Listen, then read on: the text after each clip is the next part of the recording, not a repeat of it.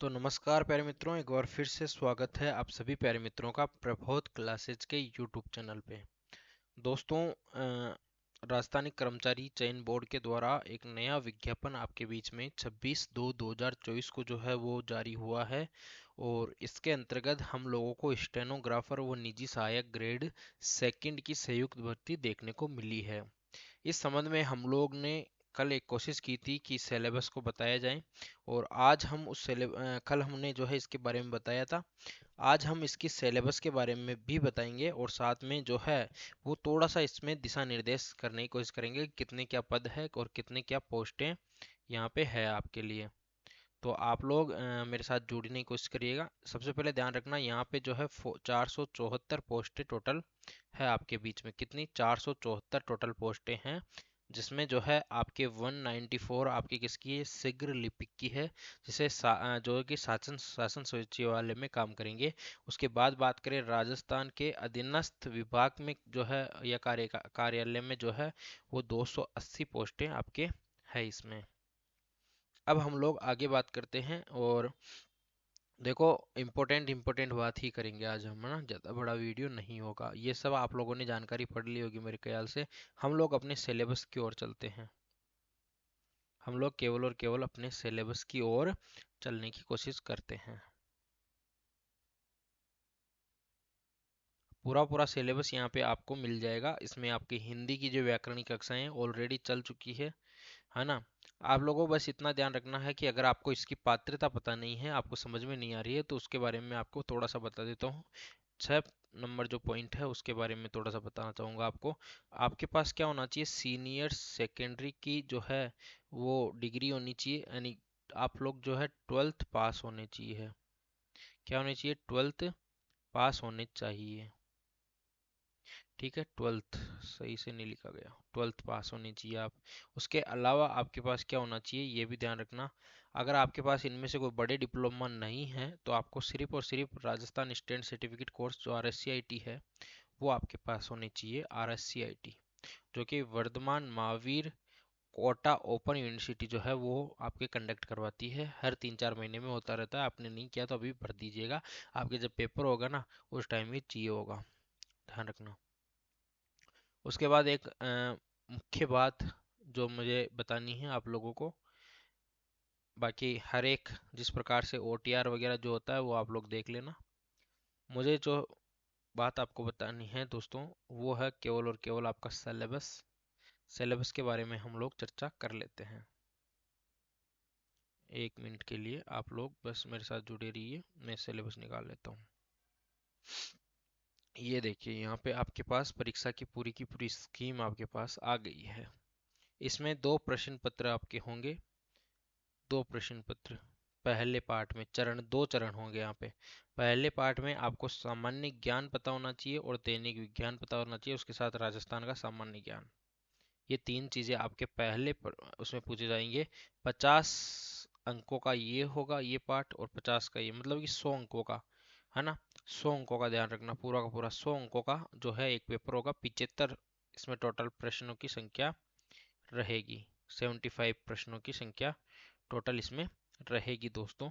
तो 3 घंटे का ये पेपर होने वाला है, जिसमें आपके 75 प्रश्न रहेंगे 100 नंबर के, जिसमें आपको दैनिक विज्ञान और सामान्य विज्ञान यानी GS और आपके GK ये दोनों मिला के 50, और आपका अकेला राजस्थान का सामान्य ज्ञान, जिसमें आपको आर्ट एंड कल्चर भी पढ़ना पड़ेगा, हिस्ट्री भी पढ़ना पड़ेगा, ज्योग्राफी भी पढ़ना पड़ेगा, है ना, और पॉलिटी भी पढ़ना पड़ेगा, और उसके साथ साथ जो अन्य महत्वपूर्ण प्रश्न आते हैं वो भी पढ़ना पड़ेगा।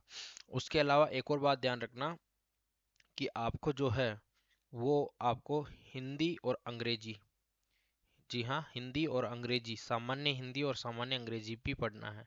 आपको पता है हमारे मैम हिंदी की अच्छी जो है जानकार है, विशेषज्ञ है। हिंदी आपको पूरा का पूरा वो करवाएंगे, निःशुल्क आपके यूट्यूब पे रहेगा। अगर आप लोगों ने अभी तक अपने यूट्यूब चैनल को सब्सक्राइब नहीं किया है तो कर लेना भाई, है ना। 3 घंटे का पेपर रहेगा, जिसमें आपके वही 50-50 प्रश्न, 50 हिंदी के 50 अंग्रेजी के, मेरे हिसाब से 75 प्रश्न इसमें भी आएंगे, और 100 नंबर का ये भी रहेगा।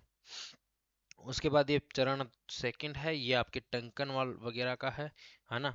तो ये तो आप लोग बाद में देखना ना, इसमें श्रुति लेख गद्यांश होगा आपके। दोनों में से एक विकल्प चुनना है। यहाँ पे देखो, अभ्यर्थी निम्नलिखित दो प्रश्न पत्रों में से कोई एक विकल्प विकल्प चुन सकेंगे। या तो आप अंग्रेजी टाइपिंग यहाँ पे कर सकोगे, या फिर हिंदी टाइपिंग आपको करनी है। ठीक है, उसके बाद हम लोग मेन सिलेबस की ओर चलने की कोशिश करते हैं। सबसे पहले अपने पास जीके और जीएस का सिलेबस है। इसमें आपको राज्य स्तरीय, राष्ट्रीय स्तरीय और अंतर्राष्ट्रीय स्तरीय मुद्दे, समसामयिकी जिसमें करंट आ जाएगा, और तथ्य, राष्ट्रीय एवं अंतर्राष्ट्रीय प्रमुख संगठन एवं संस्थाएं, ये सब मैं आपको करवाऊंगा बिना झिझक के, कोई टेंशन वाली बात नहीं। जीके और जीएस का पूरा पार्ट मैं करवाऊंगा आपको। उसके बाद बात करें भारत का भूगोल, प्राकृतिक संसाधन, भारत की भौतिक दशाएं, प्रमुख भौतिक विभाग, जलवायु हो गया, वनस्पति, मृदा, प्राकृतिक संसाधन, वन्य जीव एवं संरक्षण, पर्यावरण संरक्षण, प्रमुख उद्योग और आर्थिक विकास। ये आपके भारत से संबंधित बातें हैं। ये हम लोग देखेंगे कि इसको कैसे किया जाए, है ना। बाकी इसके एमसीक्यूज जो है वो हम लोग डाल देंगे, ठीक है। तो वो सॉल्यूशन कर लेना आप, ठीक है। बात करें हम लोग यहाँ पे केमिस्ट्री की, जो आपके बायोलॉजी और केमिस्ट्री और फिजिक्स जो आपके जनरल साइंस है उसकी। तो यहाँ पे तत्व यौगिक मिश्रण जो पहला अपने चैप्टर आ जाता है, जो आपकी केमिस्ट्री का चैप्टर है। उसके बाद भौतिक एवं रासायनिक परिवर्तन, ये भी आपकी केमिस्ट्री का है। और धातु एवं अधातु, मेटल एंड नॉन मेटल, ये भी आपकी केमिस्ट्री का है। उसके बाद अम्ल क्षार, जिसमें अम्ल एवं क्षार एवं लवण। फिर आपको इसमें मेन मेन टॉपिक दिए हुए हैं, ब्लीचिंग पाउडर के बारे में, खाने के सोडे, बेकिंग सोडा, प्लास्टर पेरिस, साबुन एवं अपमार्जक, ठीक है। फिर बात करें फिजिक्स आ जाती है यहाँ पे, आपके प्रकाश का परावर्तन आ जाता है, इसके नियम आ जाते हैं, और लेंस के प्रकार आ जाते हैं, और मानव की आंख आ जाती है। ये सब कुछ आपको पढ़ना है। ये आपके 9वीं 10वीं की बुक्स में आपको सब कुछ मिल जाएगा। उसके बाद विद्युत धारा, ओम का नियम हो गया, विद्युत विभव हो गया, विद्युत धारा तापीय प्रभाव हो गया, विद्युत मोटर हो गया, ये सब कुछ आपको पढ़नी है। उसके बाद बायोलॉजी आ जाती है, जिसमें मानव मस्तिष्क मैं आपको बिल्कुल करवाऊंगा, हार्मोन्स करवाऊंगा, मानव रोग व कारण निवारण करवाऊंगा, है ना। जंतु एवं पादपों का आर्थिक महत्व वेरी वेरी इंपॉर्टेंट है, यहाँ आपके यहाँ से हमेशा प्रश्न पूछा ही जाता है। फिर उसके बाद बात करें बायोमास, उसके बाद ऊर्जा के विभिन्न स्रोत, सोर्स ऑफ एनर्जी, पारिस्थितिक तंत्र, इकोसिस्टम, आनुवंशिकता के नियम, मेंडल के, और गुणसूत्र यानी क्रोमोसोम, तो ये भी मैं करवाऊंगा, ठीक है। तो एक दो दिन में आपकी ये कक्षाएं स्टार्ट हो जाएगी। उसके बाद राजस्थान का भूगोल है। तो कल से हम लोग बीएसटीसी और आपके दोनों की मिला के एक बैच स्टार्ट करने की कोशिश कर रहे हैं, जिसमें आपको सबसे पहले हम लोग ये 14 नंबर का पाठ करवाने वाले हैं, जिसमें राजस्थान की संस्कृति एवं विरासत की बात हम लोग करेंगे, ठीक है। जितने भी आर्ट एंड कल्चर के क्वेश्चंस आते हैं वो आपके यहाँ से हो जाएंगे, कोई टेंशन नहीं है। उसके बाद हम लोग जो है हिस्ट्री भी हम लोग राजस्थान की इसमें करवाने वाले हैं। उसके बाद आ जाते हैं आपके हिंदी की। तो हिंदी का मैम जो है वो इसका सिलेबस आपके पास आप डिस्कस कर लेगी। वैसे सामान्य हिंदी में आपको संधि, संधि विच्छेद, समास भेद, आपके उपसर्ग, प्रत्यय, विलोम शब्द, अनेकार्थक शब्द, विराम चिन्ह, ध्वनि, उसका वर्गीकरण, पारिभाषिक शब्दावली, है ना। फिर शब्द शुद्धि, वाक्य शुद्धि, मुहावरे और पत्र, ये इतने प्रकार के जो है लगभग हिंदी व्याकरण के सभी यहाँ पे टॉपिक्स है। उसके बाद इंग्लिश की बात करें हम लोग, तो इंग्लिश में यूज ऑफ आर्टिकल, डिटर्मिनर्स, है ना, टेंस, जितना मुझे आता है वो कोशिश करेंगे हम लोग उस पर कम्युनिटी पोस्ट और आपके टेलीग्राम पे डालते रहें नियम वगैरह, तो आप लोग पढ़ते रहना, वहाँ से टेलीग्राम चैनल ज्वाइन कर लेना, प्रबोध क्लासेस के नाम से है अपना टेलीग्राम, ठीक है। टेंस, है ना। उसके बाद वॉइस, एक्टिव और पैसिव, और नरेशन, यूज ऑफ प्रीपोजिशन। उसके बाद translation of ordinary common English sentence into Hindi, and vice versa, synonyms, synonyms और एंटोनमस, सेमेनस और एंटोमस, जिसको विलोम शब्द और क्या बोलते हैं, विलोम शब्द ये बोलते हैं ना, विलोम बोलते हैं ना इसको, हाँ।